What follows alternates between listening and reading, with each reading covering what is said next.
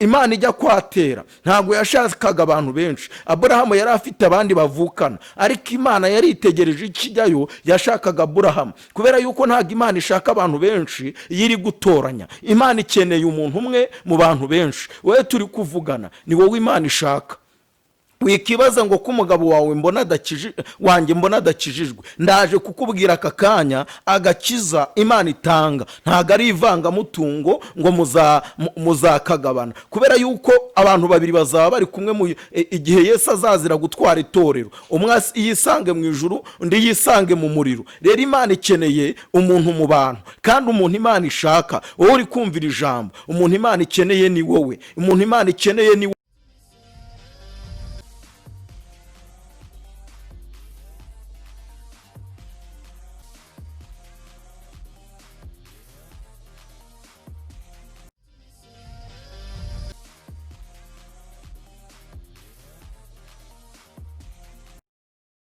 Yesu ashimwe cyane bene data. Akanya nk'aka tugiye kubagezaho ijambo ry'Imana. Uwo muri kumwe ugiye kubabwiriza ijambo ry'Imana muri aka kanya ni Pasiteri Mutoni Alex. Tugiye kumanza dusenga Imana kugira ngo akanya nk'aka imbaraga z'Imana zikorane natwe, kuko njyewe ubwanjye nta kintu navuga, ariko iyo umuntu ari kumwe n'Imana, Mwuka w'Imana akorana nawe, kandi Imana niyo ituma tuvuga. Ibyo ndababwira byose nubigenderaho uzabona impinduka mu buzima bwawe, kuko ibi nibyo Imana igiye kukugezaho, kandi nibyo ishaka ko ugenderamo. Ntago ari njyewe rero urabivuga, ahubwo ni Imana irinjira muri njyewe ivugire muri njye mu izina rya Yesu. Data wa twese wo mu ijuru turagushimye. Uri Imana ishobora byose, uri Imana ifite imbaraga n'ubutware. Turakwinginze ngo umucyo wawe ugaragare ku buzima bwacu, kandi akanya kose Mwami turaba imbere yawe turi kuvuga ijambo ryawe, ubane natwe ku buryo bukomeye. Buri muntu wese mu izina rya Yesu urumvira ijambo, ribe ijambo ridasanzwe ku buzima bwe, ribe ijambo rimuvana mu rwego rimugeza mu rundi, ribe ijambo ricagagura ingufuri z'abadayimoni, ribe ijambo rivanaho abazimu, ribe ijambo rituma yuzura imbaraga, ribe ijambo ridasanzwe kuri we, kandi nimba yari yarashaje mu buryo bw'umwuka aba umuntu mushya mu buryo bw'umwuka. Cyo ni kibi cyawe Yesu, amen. Yesu ashimwe cyane. Reka dusome ijambo ry'Imana mu byakozwe n'intumwa ibice 13 umurongo wa 36. Bibiliya iravuze ngo kuko Dawidi amaze gukora iby'Imana yashatse mu gihe cye, arasinzira ashyirwa kuri ba sekuruza arabora. Dusubiremo, kuko Dawidi amaze gukora iby'Imana yashatse mu gihe cye, arasinzira ashyirwa kuri ba sekuru arabora. Ijambo tugiye kwiga uyu munsi, teme yaryo iravuga ngo Imana irashaka umuntu mu bantu ukora ibyo ishaka. Ntago ishaka umuntu mu bantu w'umurozi, ntago ishaka umuntu mu bantu ubivangavanga, ahubwo Imana irashaka umuntu mu bantu ukora ibyo ishaka. Nta kindi cyatumye Yesu aza nuko yashakaga iki? Umuntu. Yashakaga umuntu mu bantu ukora ibyo ushaka, kugira ngo umucyo w'Imana ukuzeho nuko ukora ibitandukanye n'ibyo bagenzi bawe bakora. Nimba uri kumwe na bagenzi bawe ari abasinzi, Imana ikakubona ko wowe utandukanye nabo, uri umwana w'umucyo. Mu magambo makeya nicyo nashatse kukubwira, ni ukuva mu mwijima ukajya mu mucyo. Bibiliya iravuze ngo Imana irashaka umuntu mu bantu ukora iki? Ibyo ishaka. Bibiliya iravuze ngo kuko Dawidi yakoze iby'Imana yashatse mu gihe cye, arasinzira ashyirwa kuri ba sekuruza arabora. Yesu ashimwe cyane. Imana nta kindi cyatumye iza, yashakaga umuntu. Noneho rero Dawidi we ngo yakoze iby'Imana yashatse, ariko ntago yabikoze mu gihe cy'abandi, ngo yabikoze mu gihe cye. Nta kindi Imana ikeneye gukora ibyo ishaka mu gihe cyawe. Mu gihe cyawe ntago ari icy'amagambo, mu gihe cyawe ntago ari icyo kwicira inzira. Igihe cyawe wa musore urimo ntago ari icyo kwikinisha. Igihe urimo ntago ari icyo gutendeka abakobwa 30. Igihe urimo wa mukobwa we ntago ari icyo gutendeka. Igihe urimo wa mubyeyi we ntago ari icyo kwirwa utongana muri karitsiye. Ugirimo nicyo gukorera Imana. Bibiliya yavuze ngo kuko Dawidi yakoze iby'Imana yashatse mu gihe cye. Imana ikeneye umuntu mu bantu, ntago ikeneye umuntu mu bisimba, ntago ikeneye ntago ikeneye abantu 30. Wowe uri kumvira ijambo ni wowe Imana ishaka.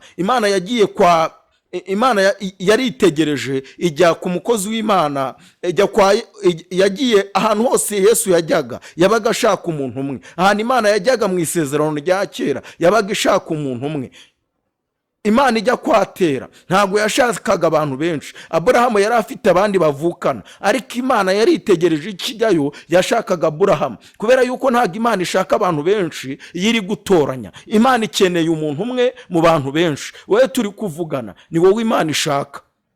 Wikibaza ngo ko umugabo wawe mbona adakijijwe. Ndaje kukubwira aka kanya agakiza Imana itanga ntago ari ivangamutungo ngo muzakagabana, kubera yuko abantu babiri bazaba bari kumwe igihe Yesu azazira gutwara itorero. Umwe yisange mu ijuru, undi yisange mu muriro. Rero Imana ikeneye umuntu mu bantu, kandi umuntu Imana ishaka, wowe uri kumvira ijambo, umuntu Imana ikeneye ni wowe. Umuntu Imana ikeneye ni wowe uri kunyumva aka kanya. Imana ikeneye umuntu mu bantu, ariko ntabwo ikeneye umuntu uteye nka gutyo uteye. Urasabwa guhinduka mu bitekerezo byawe, urasabwa guhinduka mu mivugire yawe, kuko ntabwo Imana ishaka ikindi. Ikeneye umuntu mu bantu, ariko umuntu Imana ikeneye ni umuntu ukora ibyo ishaka. Umva wa mubyeyi we, urasabwa gukora ibyo Imana ishaka. Imana ishimwe cyane nimba aka kanya ucyumvira ijambo, ucyumva tuganirira ijambo ry'Imana, uremera guhinduka, uremera guhindura ibitekerezo byawe, uremera guhindura imigendere yawe, uremera guhindura ibikorwa byawe. Umva wa mukobwa we, warara gusambana ntabwo uzongera gusambana, kubera yuko Imana iragushaka. Niko iri kuvugana nawe, iravugana nawe ngo iragushaka, kandi irashaka gukora ibyo ishaka. Nta kindi Imana yaje. Bibiliya iravuze ngo kuko Dawidi yakoze ibyo Imana ishaka mu gihe cye. Imana irashaka umuntu mu bantu ukora ibyo ishaka, ntabwo igushaka ko wirwa ujya kuraguza. Umva wa mukobwa we, umaze gusarisha abantu 5 cyangwa umaze gusarisha umuntu umwe, ariko Bibiliya yavuze ngo kuko Dawidi yakoze ibyo Imana yashatse abikora mu gihe cye.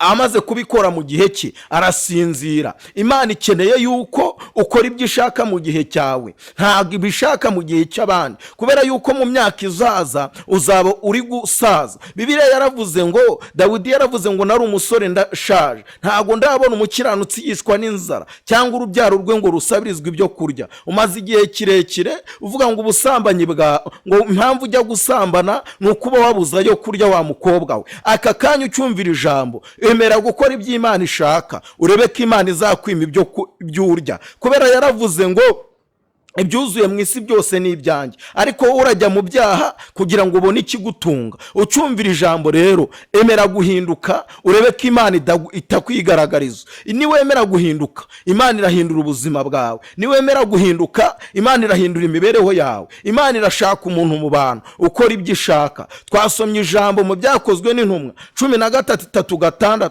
haravuga ngo kuko Dawidi yakoze ibyo Imana yashatse abikora mu gihe cye, arasinzira. Dawidi yari mu bana benshi, ariko niwe Imana yashatse, ni nawe Imana yahisemo, ni nawe Imana yahaye ubwami, niwe Imana yahaye ubutware, niwe Imana yahaye kuyobora Isiraheli. hari ba Eliyabu, hari ba Shama, abo bose Imana yarabarebaga. Ariko Bibiliya yavuze ngo kuko Dawidi yakoze ibyo Imana yashatse, ntago yavuze ba Shama, ntago yavuze ba Aminadabu, ntago yavuze abandi, yavuze Dawidi. Nawe rero waba Dawidi w'iki gihe ukemera gukorera Imana. Imana irashaka umuntu mu bantu ukora ibyo ishaka, ntago ishaka umusinzi, ntago ishaka umunyamagambo. Aho ugiye hose mu bantu mugendana, umuntu wese ukubonye aravuga ngo uraza kubateranya. Umva wa musore we, umaze igihe kirekire ugenda, ariko abantu barakwinubye, kubera yuko nta kindi wowe kikugenza. Ntago ugenzwa n'amagambo nk'abandi, wowe ugenzwa no kwigira inshuti y'abantu,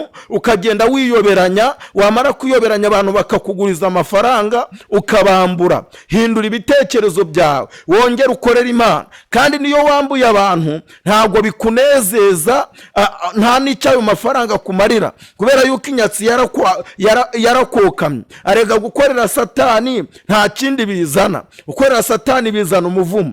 Reba Gahini ibyo yakoze, Imana yamushakaga mu bantu bayo. Yesu aramuhamagara nk'izindi ntumwa, ariko Yesu akimara kumuhamagara ntago yakoze ibyo Imana ishaka, ahubwo yakoze ibyo Satani ashaka. Amaze kubikora aragenda ariyahura.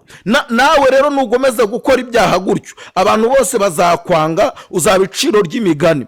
Aka kanya nakuzaniye iri jambo kugira ngo wongere ugaruke ku birindiro, kugira ngo wongere usenge. Imana ikeneye umuntu mu bantu ukora ibyo ishaka. Tunganya inzira zawe muri iyi minsi, kubera yuko imyaka ushigaje ni imyaka yo gukora Imana. Wa mubyeyi ufite imyaka 40 cyangwa ufite 50 cyangwa ufite 35, imyaka ushigaje niyo gukorera Imana. Reba igihe wigaraguriye mu byaha, reba igihe wigaragariye mu businzi, reba igihe wigaraguriye mu busambanyi, reba igihe wigaraguriye. Ibyo byose wagiyemo hari icyo byakumariye. Emera ugendane n'Imana. Igihe wiringiye abantu se hari icyo bagufashije. Iringira Imana, kandi aka kanya nubyemera ukagendana n'Imana, uraza guhura n'iri jambo. Iri jambo riraza kuvanaho imisozi iri ku buzima bwawe. Iri jambo rirakuvanaho agahinda. Iri jambo rirakora ibitandukanye kuri wowe. Umaze igihe kirekire ugenda, ariko waragenze urugendo rurerure rugutera kunanirwa, ariko ntiwabona mugusubizamo imbaraga. Ariko aka kanya niwemera kumvira ijambo, ukemera yuko Imana iri kuguhamagara muri uyu muhamagari guhamagari, kuko yahamagaye Aburahamu imusanga kwa Tera. Abantu benshi bari benshi muri icyo gihe, ariko ngo yitegereje Aburahamu, iramureba imubona ko ari uwo kwizerwa, iramuhamagara imugira umukozi wayo. Nawe aka kanya nta kindi Imana ishaka. Yavuze ngo irashaka umuntu mu bantu ukora ibyo ishaka. Itangiriro 15 havuga ijambo rikomeye. Imana Aburahamu akemera kugendana nayo, iravuga ngo Aburahamu we, ni ngenga bigukingira. Yesu ashimwe cyane.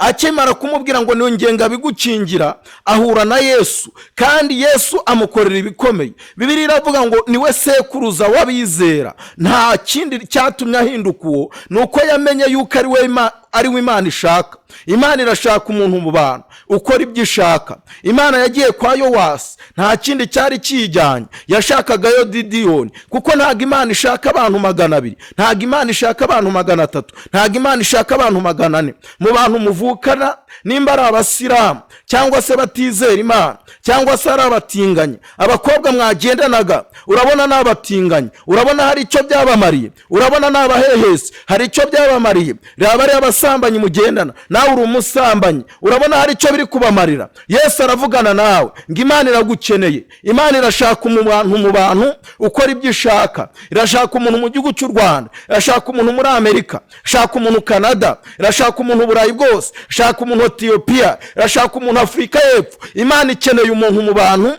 ukora ibyo ishaka. Ntago Imana ikeneye abantu 200, ntago Imana ikeneye abantu 400. Wowe uri kumvira ijambo aka kanya, ni wowe Imana ishaka, kandi nukora ibyo Imana ishaka uzahura n'ukuboko kw'Imana. Ijambo ry'Imana riravuga ngo mwitangiriro 4:7 Imana yitegereza Gahini, iramubwira ngo mbese nukora ibyiza ntago uzemerwa, ariko ibyaha tugiye ku rugi rw'umutima wawe. Niwe byifuza, niwe bishaka, ariko ukwiriye kubitegeka. Nta kindi Imana ikeneye. Imana irashaka umuntu mu bantu, ikeneye umuntu mu babyeyi, ikeneye umuntu mu bamama, ikeneye umuntu mu bagabo. Nta muntu wundi ikeneye. Ikeneye umuntu umwe ukora ibyo ishaka. Numara gukora ibyo Imana ishaka, Yesu azakwiyereka, uzabona mu maso ye. Yesu azaza yinjire muri we, azakorere muri wowe, azagendere muri wowe. Ubuzima bwawe buzaba ubuzima butunganiye Imana, ariko nta kindi Imana igushakaho. Ikeneye gukora ibyo ishaka mu gihe cyawe. Igihe cyawe wa mugabo we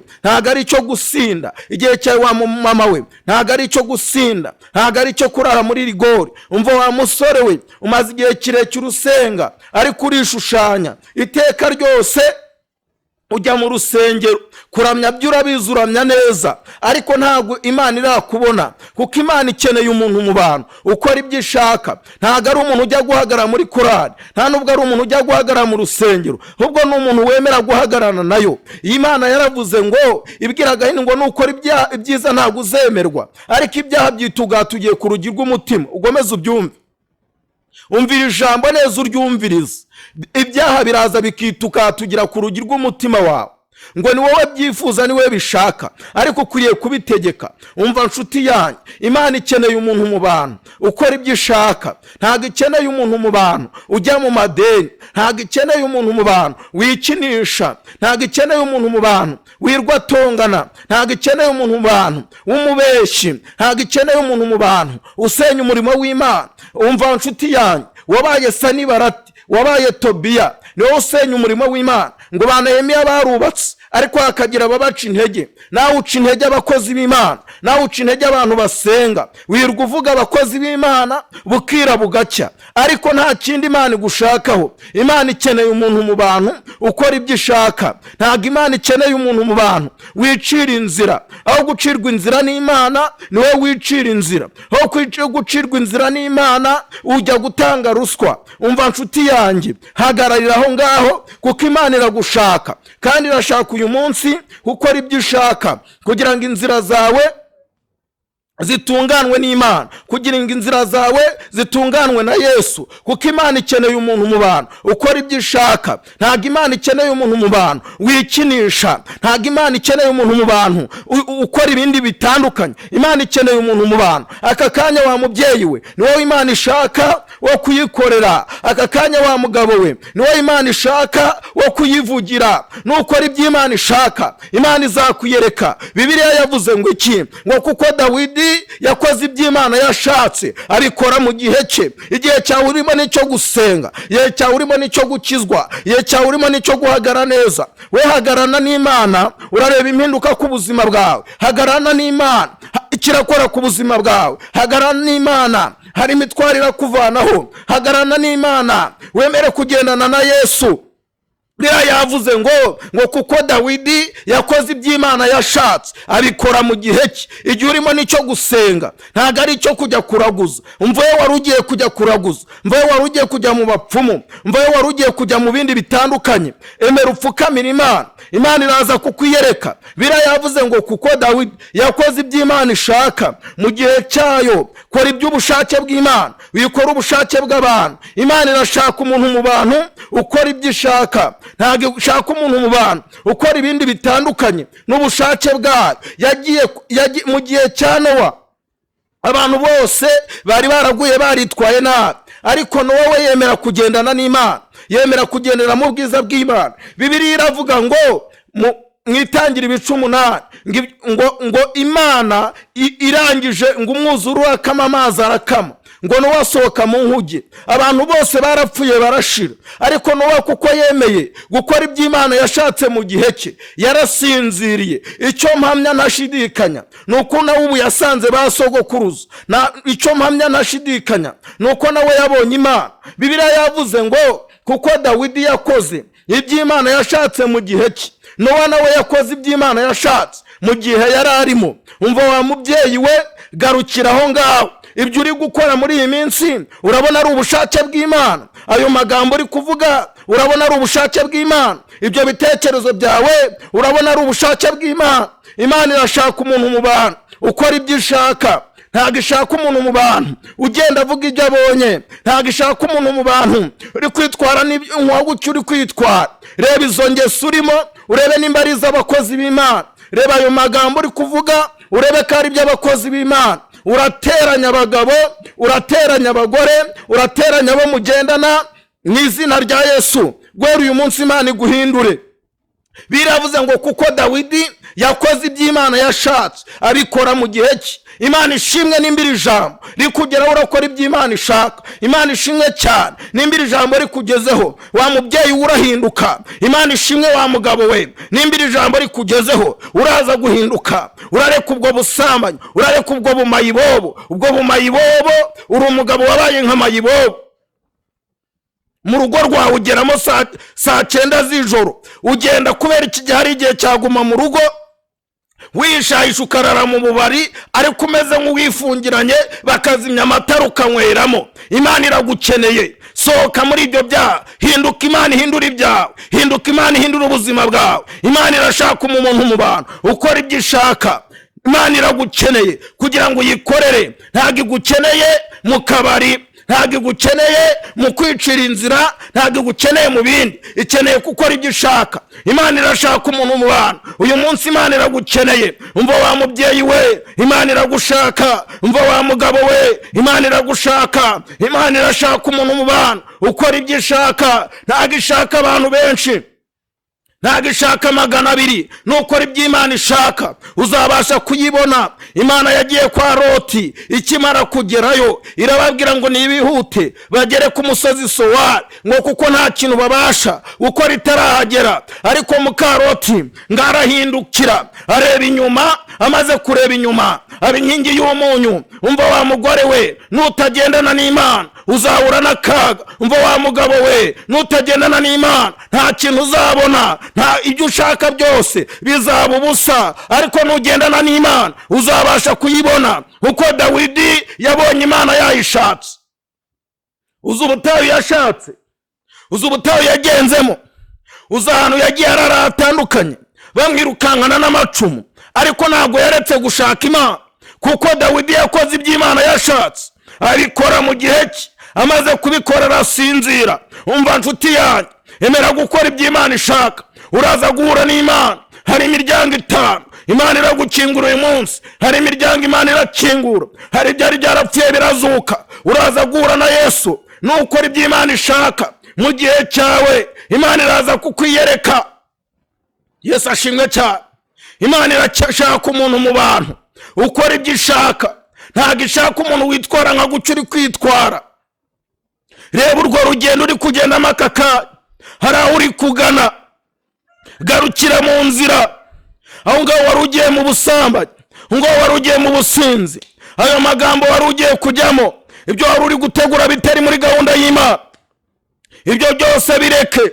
Abo bapfumu wari uri gutegura kujyamo, agakanya ndakubwiye ngo bareke, garukira aho ngaho, kuko Imana ikeneye umuntu mu bantu ukora ibyo ishaka, nta kindi ikeneye.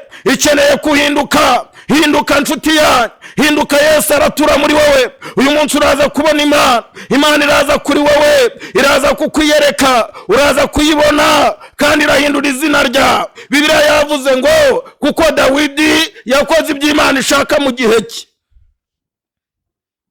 Itekerezeho muri iyi minsi, urebe uburyo uri kugenda, urebe uburyo uri kuvuga.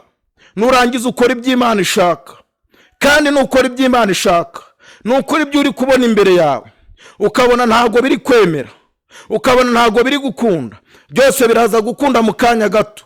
Tugiye gusenga Imana, tugiye kwinjira mu gusenga Imana, ariko akora iby'Imana ishaka kandi ubikore mu gihe cyawe. Mu gihe cyawe urimo ntago ari igihe cyo kwicara, ntago ari igihe cyo kwicara. Wa mubyeyi wajyaga wiyiriza ubusa ariko warabiretse, wajya gusenga saa 9 z'ijoro ariko warabiretse. Ongera usenga Imana. Gusenga Imana uzahurira n'Imana. Imana ikeneye gukora ibyo ishaka mu gihe cyawe, mu gushaka Imana cyangwa se mu kwegera Imana. Nabyo biri mu muntu Imana ikeneye mu gihe cyawe. Igihe urimo wigipfusha ubusa, wipfusha igihe cyawe ubusa uri mu magambo, wipfusha igihe cyawe ubusa uri kureba amafilimi, wipfusha igihe cyawe ubusa uri gusohokera mu mazi cyangwa ku mahoteli atandukanye. Ikintu Imana ishaka gukora, egere, senga Imana. Sobanuza iby'iminsi n'ibihe, sobanuza imigende ibyo wakora muri iyi minsi, kuko Imana ikeneye umuntu mu bantu ukora ibyo ishaka. Uri umuyobozi uri kumvira ijambo ariko urya ruswa, Imana ikeneye kuhinduka. Umva nshuti yanyu, ntago Imana ikeneye gukora ibyo byaha urimo. Hinduka mu izina rya Yesu. Hinduka Imana ihindura ibyawe, hinduka Imana ihindura ubuzima bwawe, hinduka Imana iguha icyerekezo cyawe cyose cyarafunzwe, nta kindi cyagifunze, ni ibyaha urimo. Ibyo byaha bivemo, Yesu nawe akwiyereke. Imana irashaka umuntu mu bantu ukora ibyo ishaka. Tugiye gusenga Imana. Emera gukizwa. Urashaka kwakira Yesu umwami n'umukiza, subiramo aya magambo, vuga ngo Mwami Yesu, ndakwakiriye nk'umwami n'umukiza. Numara kubivuga uze gupfukama, uzamura amaboko yawe. Yesu arahita yinjira muri wako kanya. Ugihamagara Yesu ngaze muri wowe, araza muri wowe. Iyo uhamagaye Yesu ngaze muri wowe, araza. Niyo uhamagaye Satani, guhamagara Satani ni ukujya mu byaha. Guhamagara Satani ni ukujya gukora ibitari mu bushake bw'Imana. Ako kanya ukijya mu byaha ubuhamagaye Satani. Aka kanya wemera guhindukira Imana, ugakora iby'Imana ishaka. Imana uba uri kuyihamagara. Iyo ukoze iby'Imana ishaka uba uri guhamagara Imana. Iyo ukoze ibyo Satani ashaka uba uri guhamagara Satani. Ibyo byaha urimo ubwo busambanyi urimo uri guhamagara Satani. Hamagara Imana aho guhamagara Satani. Niwemera guhamagara Imana, Imana iraza muri wowe. Ariko nushaka guhamagara Satani, Satani niwe uraza muri wowe. Imana irashaka umuntu mu bantu ukora ibyo ishaka. Reka dusenga Imana. Data wa twese wo mu ijuru, abana be bakuri imbere, ndabasengeye kugira ngo umucyo ubane nabo, kandi guhera nonaha buri muntu wese wumvishira ijambo umuhe gukora ibyo ushaka mu gihe harimo. Umva wa mubyeyi, ugihe urimo n'igihe cyo gusenga, Yesu niyinjira muri wowe, kandi niyinjira muri wowe urakora ibyo Imana ishaka. Umva wa mugabo we, Yesu niyinjira muri wowe urakora ibyo Imana ishaka. Ndasenze nona mpagaze mu mbaraga z'Imana, usigwa amavuta yo gukiranukira Imana, usigwa amavuta yo gusenga Imana. Ibitotsi wari urimo ndabyirukanye mu izina rya Yesu. Buri kintu cyose cyari kikuriho ndagigutwikururaho. Buri miryango yose yafunzwe nifungurwe. Umuntu wese wumvishira ijambo akarihereza agaciro, nagira agaciro gakomeye kandi azamurwe ku buryo budasanzwe. Wigaragaze ku buzima bwe. Cyo ni kibi cyawe Yesu. Amen. Cyumvira ijambo uryohereza abantu byibura 30, uraza kuhabwa umugisha ukomeye, kandi imiryango yawe irafungurwa. Kandi ugomeze gushyigikira igicano mu izina rya Yesu, Ikamba Karuvari TV mu izina rya Yesu.